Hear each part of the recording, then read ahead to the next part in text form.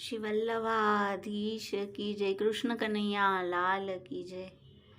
પ્રસંગ છે ભ્રમર ગીતનો.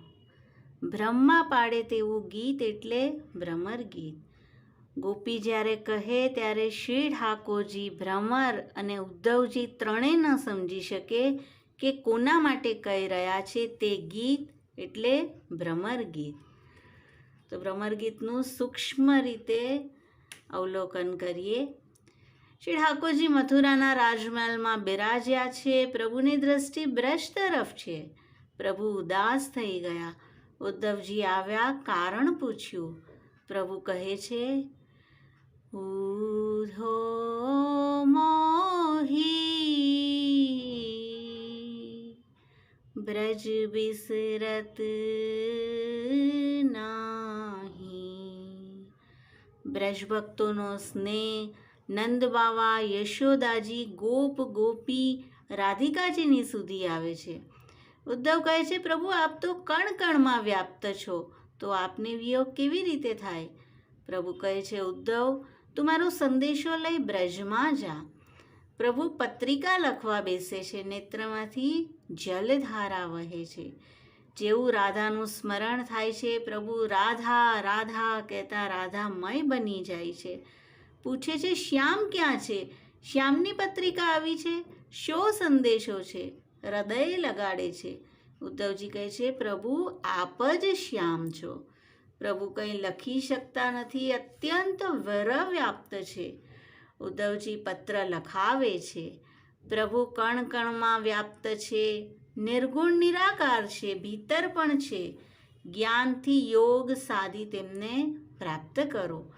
પ્રભુ પત્રિકા લખે છે, ઉદ્ધવજીને તૈયાર કરે છે. જે વસ્ત્ર આભૂષણ ધરી બ્રજમાંથી પધાર્યા છે, તે જ સ્વહસ્તે ઉદ્ધવજીને ધરે છે. તે જ રથમાં ઉદ્ધવજીને વિદાય આપે છે. વારે વારે વ્રજ જવાની ઈચ્છા પ્રગટ કરે છે. ઉધો વ્રજભક્તના વેરને દૂર કરીને આવજે. પ્રભુ વિચારે છે કે જ્ઞાની જાય છે અને રસિક ભક્ત બનીને આવશે. રથ જાય છે, જ્યાં સુધી ધૂળ દેખાય ત્યાં સુધી પ્રભુ ત્યાં જ ઠાડા છે. ઉદ્ધવજીએ ગોકુલમાં પ્રવેશ કર્યો. જેવી વ્રજની રજ લાગી કે મન ફરવા લાગ્યું. એ વૃક્ષ, પશુ, પક્ષી સૌ પ્રભુમય જણાયું. ઉદ્ધવજીનું જ્ઞાન ઓગળવા લાગ્યું. ગોપીજનોને આજે સવારથી જ મંગલ ચિહ્નો થયા છે. રોજના નિયમ પ્રમાણે ગૃહ કાર્ય પતાવી સૌ ભેગા થયા. એક ભ્રમર ત્યાં આવ્યો, સૌના કાનમાં ગુનગુન કરવા લાગ્યો. ત્યાં જે કૌવા ત્યાં આવીને બેઠો. ગોપીજનોને થયું, આજે નક્કી પ્રભુના કંઈ સમાચાર મળશે. કૌવાને ઉડાડવા લાગી કે જઈને પ્રાણ પ્યારેનો સંદેશો લઈ આવો. કૌવો ન ઉડ્યો. એક ગોપી દધી ઓદનનો દોના લઈને આવી. બીજીએ પોતાની ઓઢણીમાંથી ચીર ફાડી કૌવાના માથે પાગ બનાવી.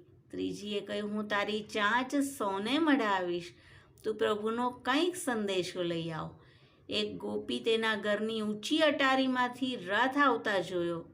જ્યારથી પ્રભુ મથુરા પધાર્યા ત્યારથી આ માર્ગમાં કોઈ આવન જાવન કરતું ન હતું. કારણ કે જેવું કોઈ મથુરા જાય, ગોપીજનો એટલા બધા સંદેશા આપે કે પથિક વાટ જ ભૂલી જાય. ગોપીએ સૌને વધાઈ આપી. રથ નજીક આવ્યો. એ જ શ્યામ રંગ, એ જ વસ્ત્ર જોઈ ગોપીજનોને લાગ્યું કે પ્રભુ જ પધાર્યા. પરંતુ પ્રભુના સખા ઉદ્ધવજી છે. નંદાલય ક્યાં છે તેમ પૂછ્યું અને ગોપી કહે છે, આ નદી વહી રહી છે તેના મૂળમાં જ નંદાલય છે. આ નદી નથી, નંદ યશોદાજીના અશ્રુ છે. ઉદ્ધવજી નંદાલયમાં પધાર્યા. આનંદ બાવાએ સ્વાગત કર્યું, ભેટ્યા અને કહ્યું, જુઓ મથુરાથી કોણ આવ્યું છે. યશોદાજી દોડતા બહાર પધાર્યા. કૃષ્ણ સમજીને ભેટ્યા. ગોપીઓ બધી બહારથી જોઈ રહી છે કે નક્કી પ્રાણ પ્યારેનો સંદેશો લાવ્યા હશે.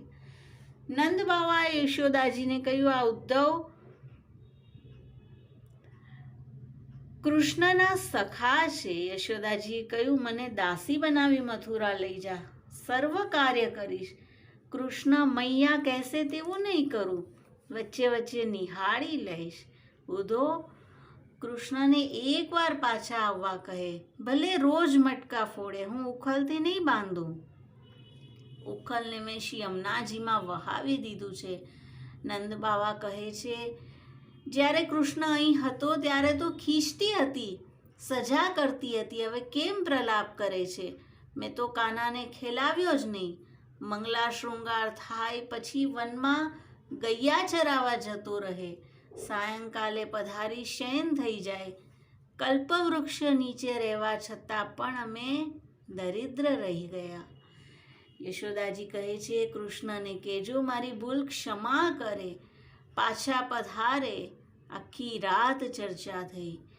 સવારે ઉદ્ધવજી ગોપીજનો પાસે પધાર્યા. સૌ ઘેરી વળ્યા છે, સ્વામીજીને પધરાવ્યા.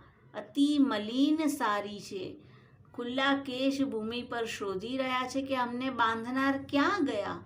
હસ્તના કંગન બાહ પર થવા લાગ્યા, એટલા બધા કૃશ થઈ ગયા છે. ઉદ્ધવજીની પત્રિકા રાધાજીના હસ્તમાં આપી. પ્રાણ પ્યારેના હસ્તાક્ષર જોતા જ ચિત્ત વેવળ થઈ ગયું. અશ્રુથી પત્રિકા ભીંજાઈ ગઈ. બીજી ગોપીને કહે, તું વાંચ. એમ કરતા પત્રિકા બધા ગોપી પાસે જાય છે, કોઈ વાંચી શકતું નથી. છેલ્લે ઉદ્ધવજીએ વાંચ્યું. નિર્ગુણ નિરાકારનું ધ્યાન કરો, સમાધિ લગાવી નેત્ર બંધ કરી જ્યોતિ સ્વરૂપે દર્શન કરો. હસ્તાક્ષર પ્રાણ પ્યારેની વસ્તુ છે અને શબ્દોનું તો ગોપીજનોને કંઈ કામ નથી. અશ્રુથી પત્રિકા શ્યામ થઈ ગઈ. ગોપીઓ કહે છે, પ્રભુ અહીં હતા તો સાકાર હતા, મથુરા જતા નિરાકાર બની ગયા. ઉધો જ્યારથી કૃષ્ણ પધાર્યા, નેત્રની પલકે બંધ થવાનું છોડી દીધું છે. ઉધો પ્રભુએ તને બીજે તો નહોતા મોકલ્યા ને, આમ ગંવાર સાથે જ્ઞાનની ચર્ચા કરવા આવ્યા. તમે નીકળ્યા ત્યારે પ્રભુ હસ્યા હતા, નક્કી તમારી હાંસી કરી છે. જેને છાશ દૂધ એટલે કે નિર્ગુણ સગુણનો ભેદ જ ખબર નથી, તેની સાથે અમે શી ચર્ચા કરીએ. અમારા રાજપથમાં કાંટા ન નાખો. ઉધો તમે જે કહેશો તે કરશું. પ્રભુ દર્શન આપશે. જો નિર્ગુણ સર્વસમર્થ છે તો મુકુટ કાચની ધરી પ્રગટ નહીં થાય. આ રીતે ઉદ્ધવજી અને ગોપીજનોનો સંવાદ છે અને હવે આગળ ભ્રમર ગીતનું ગાન ગોપીજનો કરશે. શ્રી વલ્લભાધીશ કી જય.